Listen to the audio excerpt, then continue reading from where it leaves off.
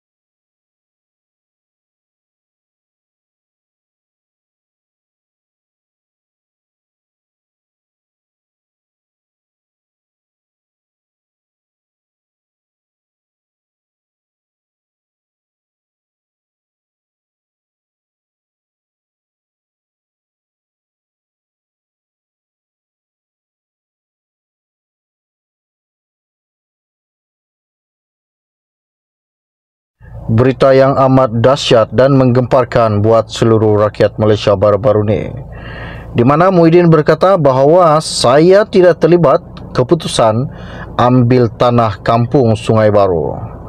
Pengurusi Perikatan Nasional PN, Tan Sri Muhyiddin Yassin menafikan terlibat dalam pengambilan tanah di kampung Sungai Baru, Kuala Lumpur ketika PN mentadbir kerajaan. Bekas Perdana Menteri itu sebaliknya mendakwa dia ditohmah oleh pihak yang tertentu. Keputusan pengambilan tanah tersebut yang dibuat di bawah Akta Pengambilan Tanah 1960 tidak melibatkan saya sebagai Perdana Menteri pada ketika itu. Sebaliknya, ia melalui proses di bawah Akta Pengambilan Tanah 1960 di mana keputusan mengenainya dibuat oleh pihak berkuasa tanah wilayah persekutuan. Jika pengambilan tanah tersebut tidak dibuat mengikut lunas undang-undang, mahkamah boleh menentukan hak-hak pihak yang terjejas, kata Presiden Bersatu baru-baru ini.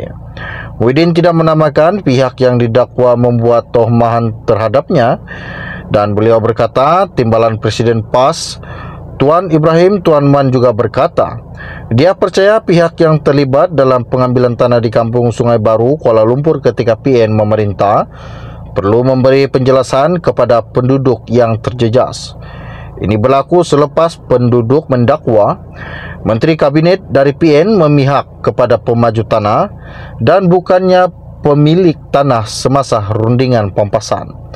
Tuan Ibrahim adalah antara 23 wakil pembangkang yang telah menghadiri sesi taklimat bersama penduduk kampung Sungai Baru yang terjejas akibat rampasan tanah.